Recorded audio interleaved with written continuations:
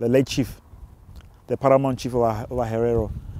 He said that once he died, his bull must be put here. The German community here, they make an objection and then they remove that horns because they say that it's smelling. Was it smelling?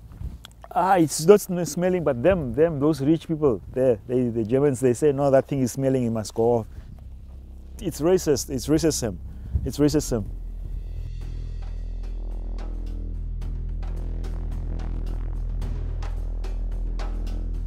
The injustices faced by Namibians today are inseparable from the country's past.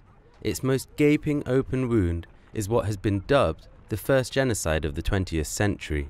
In 1904, German colonizers attempted to wipe out the Herero and Nama ethnic groups, massacring up to 110,000 people.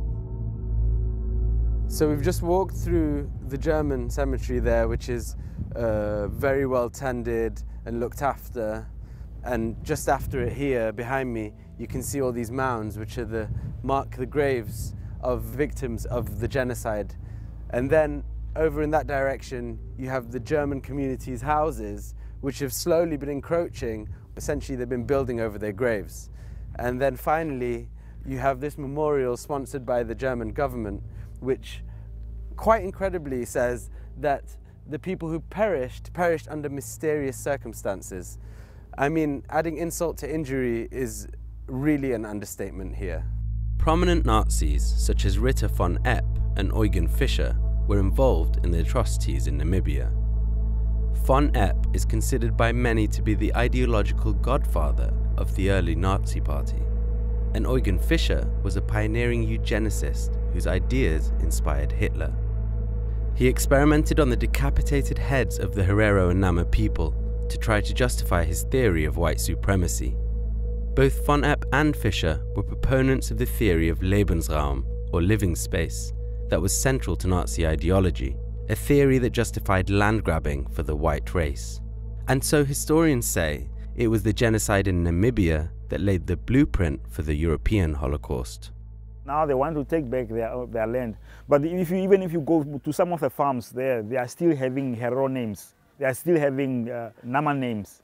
But those farms are still being owned by the Germans, the children of the German settlers.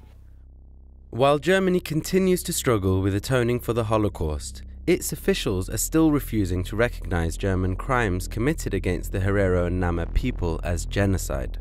Meanwhile, a younger generation is growing impatient, eager to finish what the leaders of the anti-colonial liberation struggle started when they won independence from apartheid South Africa. Newer organizations like the Affirmative Repositioning Group, led by Job Ampanda, are being formed to increase the pressure for land expropriation from whites, without compensation. So the project of liberation, of independence, and the fight for freedom was therefore to bring about a new politics of emancipation that penetrates the entire of society.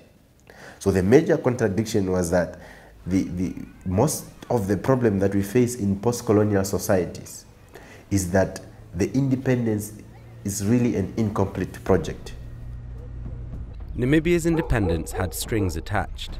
Apartheid South Africa only agreed to leave on the condition that private property would be protected. The result was that millions of hectares of land would remain in the hands of the white population. The biggest sellout has been the neoliberal constitution that was adopted. It was an outward-looking constitution that ignores the history and suffering of our people. If you want to avoid a neo-colonial scenario, you must pay as much attention to economic liberation as you need to pay to political liberation. And neither we did it nor the ANC in South Africa. The political leadership of the former liberation movement, now ruling party, increasingly got comfortable with corporate power and with business elites. The government led by the Southwest African People's Organization, or SWAPO, which fought alongside anti-apartheid forces like the ANC of Nelson Mandela, has since repeatedly made promises of land reform. But Bernardus Swartboy, who was once the Deputy Minister of Land, says Namibians are getting fed up of unfulfilled promises. Now he heads the Landless Peoples movement. We have a failed Southern African leadership, we have a failed formal liberation movement leadership, and young people are rising to the occasion to say, it's enough. You are too old, go home. We will take charge of things now. And many people are hearing this message and they are following. In April 2017, as part of an empowerment plan meant to reduce inequality, the Namibian government promised to introduce a bill that would make it mandatory for all Namibian businesses to be at least 25% black owned. Foreign investors, lobby groups and white landowners were up in arms about the policy. The government soon backtracked, ditching the clause and many of the more radical parts of the plan. You know, when Mugabe was running the country down and he was praised by the political leaders here, then you also would say, is it going to come here as well? But it didn't. You know, politics is an interesting thing. You know, you talk here and what you do at the bottom is different. For me, sometimes I wonder, these Germans, they probably think these politicians are going to remain like that forever. If I was them, I would even just organize among ourselves that, guys, this situation is not going to be like that forever.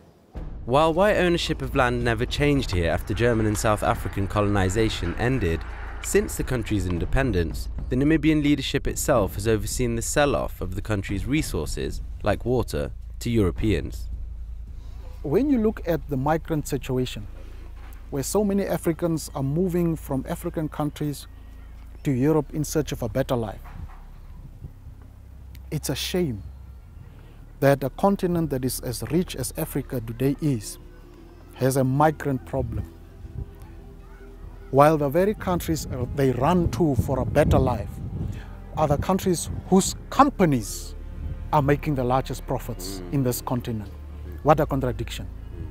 As well as land, water, the most vital resource to sustain life, is a luxury that up to 1/3 of Namibians endure a daily struggle to access. The country's supply is largely run by an international consortium made up of Germany-based Berlin Water International and French multinational Veolia, the world's largest supplier of water services. For many black Namibians, it's expensive, and they have to pay in advance for water that often doesn't even come out of the taps. Working taps is around about, I think, four. So 20,000 are sharing 4 taps. You see here, 00. But if you put in, it must register the amount. But now it wrote here error. Some of the people are going there at the graveyard. They are going to steal water there. And that water is not healthy water. The water is coming from the sewage dam. I sent my son last Saturday to go fetch water. He went 8 o'clock, comes back home by 12 because it's you, just to go fetch water. We drilled here, and this supplies water here for the workers and for the main house. And this is always water? This is always water. Especially at the house, it's very strong water. In the DRC, we met with Josiah and Pumwe, who invited us into their home, a small shack made out of scrap where they live with 8 other members of their family. The memory of what German occupiers did to their ancestors still haunts them. The Germans came, all the whites came to took all the men out, understand? So they were put on a ship, and this ship went into the oceans and then they disappeared. I mean, there was a blast, boom, like that, and that man never returned back. It doesn't seem fair to me that descendants of people that did that to your family or your are still essentially living in luxury and you living, me living in this.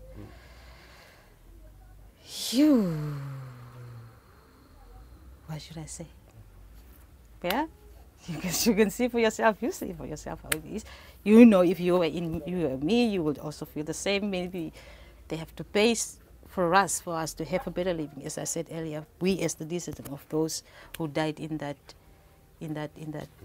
ship. So, what's the solution? There must be a solution, or maybe I don't know, but there must be a solution for it. They can just like that. There must be a solution. There must be a solution. Black people are the majority in this country. They are the majority in whatever method. If they decide to occupy the land, they are going to decide to occupy the land. There is nothing that the minority can do. We will take law in our own hands. That's what we will do. Yes. How will you do that? I will do anything. They can take me and go and lock me up. I will take it in my own hands. That's what I'm gonna do. The white men might have left, but the legacies of white men remains. It remains in the imagination of self of the black people. It remains in the institutions of power. It remains in the education system. Young leaders like Ampanda, Perengada and Swartboy talk tough. They say that the inequality that colonialism brought to Namibia is impossible to end without radical change amongst the black population and confrontation with the whites. There is no achievement that came through, some liberal roses and flowers. We anticipate there's going to be opposition and antagonism to our struggle. Blood was shed for us to get independence today. Violence is inevitable. For me, violence is inevitable. What happens when dialogue fails? In Europe, you will see a white man driving a bus, fixing something or building a house. Here, white people, blacks will work for them. He receives the money. That's the thinking that has fossilized in the white man's mind. Blacks are weak, they are afraid of us. We can do whatever we want with them, and their leaders are also afraid of us.